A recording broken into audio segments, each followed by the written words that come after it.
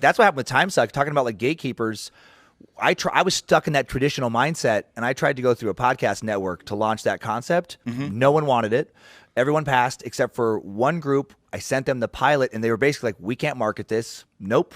And I just got pissed off and did it myself, and it became the best thing I've ever done my whole career. As far as changing it. And now that's the mentality going forward. It's like my agent is such a good guy that way, where he's like, "Fuck all the gatekeepers." Yeah, like we don't. He doesn't want me to try to go through Netflix or anybody. He's like, I don't even want to pitch it. He's like, just keep. We're gonna double down on do it all yourself. JP and then Sears control just everything. did it. JP Sears just did it. Ari just did it. His special launch. Mark Norman. Hodge did it. Twins are filming was on the show. in Houston.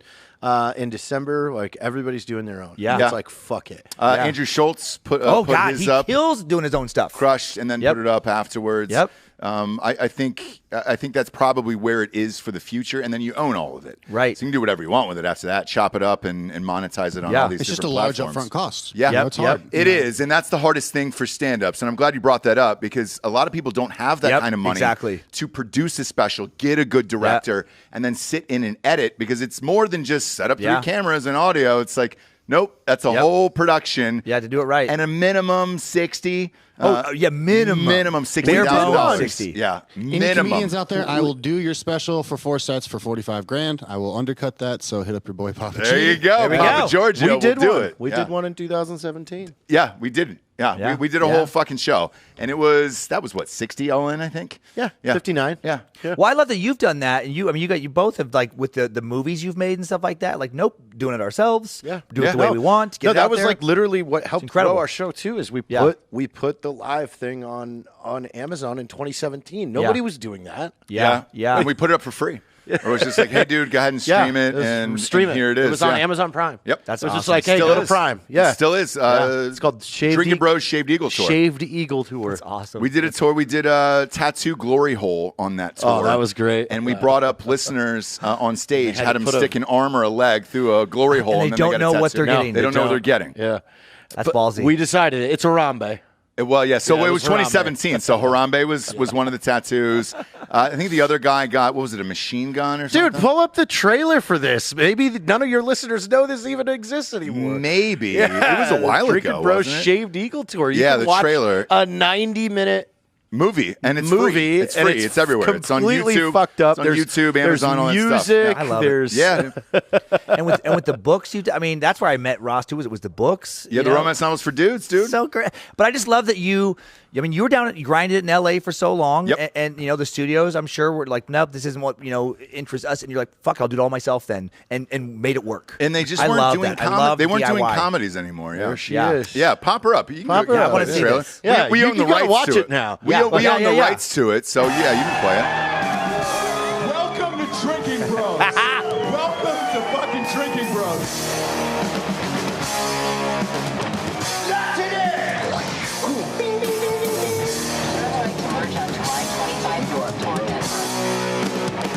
What eight whiskeys look like? Nah, he's too hot. Sorry.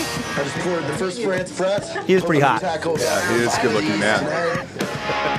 36 hours. Oh, God, it feels like forever.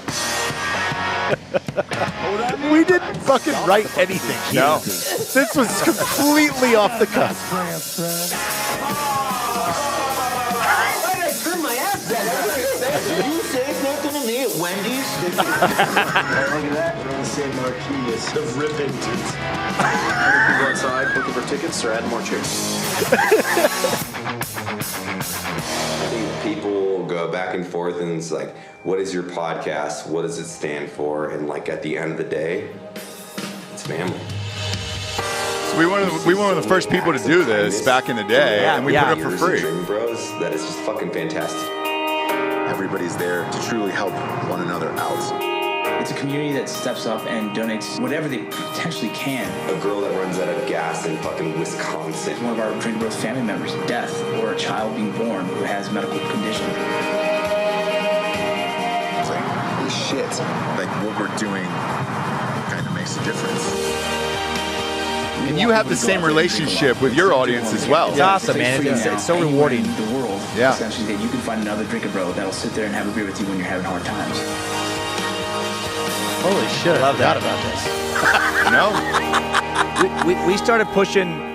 And I made that animation in the end. You That's did? awesome. Yeah. That's awesome. But we did it all ourselves, dude. Like all of us. I love the community stuff where it's like we started pushing that. Where there was a thing for a while where, I'm more of an introverted person, and there was like fans would want to like have a relationship with me, and I was honored by that. But I started saying I'm like I can't. I don't have the bandwidth, the space to like hang out with everybody. But you guys came here because you have similar interests.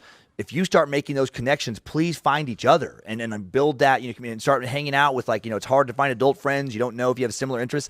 Well, if you're here and it's a pretty fucked up sense of humor, but there's some heart too, you probably do have, some similar interests. And so many of them ran with that, and it's cool all the marriages that have come out of it, and just like stuff like that, where people depressed, PTSD, suicide, helping each other, saving each other's lives, really dramatic shit. And yeah, so 42 rewarding. chapters around the country, 361 groups of Drinking Bros on Facebook. Yes, and then you guys went through the same thing we did. So you had a huge private group. Yeah, ours was up to 128,000. Damn. And then we got nuked by Zuckerberg. Yeah, and it was dumb. We just got nuked again last week. But we did. Yeah, we spread it out like you guys. Yeah, we form your own. Although the new we're one gonna keep getting shut down. has not even been on the radar once yet. Which one? Wow. Oh yeah. So Jared Maine. changed the name. Tell him what the name of it means. What is it? Multicultural All-Inclusive Network. And they don't even look at you guys. Nope. And Jared put up a rainbow flag. Oh, in the yeah, dude, it has background everything. and the whole thing. But it's just me with glasses and a mustache on. It is. The bias is so fucked up. Where we just started Cult of the Curious too, and from the beginning, I'm sure they were like, "Fuck these guys," and we appealed to them. We're like, "No, we're making fun of the things that you're flagging. Your bots just don't understand sarcasm and satire." And that's the thing with AI. It does not understand comedy, sarcasm, context, none of it. None of that. It's like, all right, great. If this was a dramatic thing like, oh, hey, I'm going to go shoot a school, fine.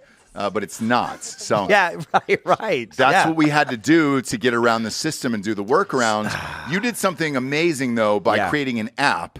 And your app is also amazing. Yeah, the app is the only thing we couldn't replicate on the app, and we're going to change it to Bad Magic Productions app here before long, is that to truly build out a robust, and maybe you've looked into this too, like Facebook equivalent, that's millions and millions, and it still wouldn't be as good. So you oh, that's right. And you go, hey, dude, because I go, hey, can I get the number of your guy? And I want to see how much it would cost. Yeah. The cost was so shocking that and I was and they're cheap compared to. I know. And I was like, because we got quotes from other people too, and they were the cheapest. Yeah. But the cost of it, because we have such a massive back catalog. Yeah. So for us, with all the shows on this network, we're over 4,000 shows, audio and video. My God, yeah. And then, combined 8,000 if you combine the audio and video. So the space that requires on servers and everything else is what buried us, where we were like, we can't do an app. And to build out a true thing that would be a Facebook equivalent of having the shareability, yes, and to get everybody to trying to get somebody to migrate is the hardest thing to do.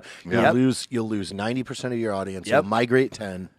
And you'll invest millions, and it won't be as good. Look, it's like Truth can't do it. Parler can't do it. Like, they had all the money, and fucking Google can't do it. Right. Google Plus failed. Yeah. Hey, they might bring that back. It's crazy. What? It seemed kind of good right now. Oh, shut up with your Google Plus and your gigabytes. You put them in your pants, you purple people eater, while I'm in the prone position eating party pizza. Put respect on G Plus's name. Hashtag Stephen Jorgensen. Exactly. But that's amazing, and like to be able to keep up with it on a monthly basis, like, because it's costly. Yeah. To do an app is costly. Yeah. And yours is one of the best. And I don't know another podcast studio that has an app. Corolla did one a long time ago, so way before us. And I don't know how much they spent, but I heard it was a lot more. And it crashed. It was just like it didn't work. No. And so it was just like, because I remember that scaring us when we went into Earth. We're like, is this just going to just destroy us? It's like this. But luckily, like financially, you know, like we've built some cool, fun, custom things that we've gotten deals on, and fans have supported. And thank God it's worked.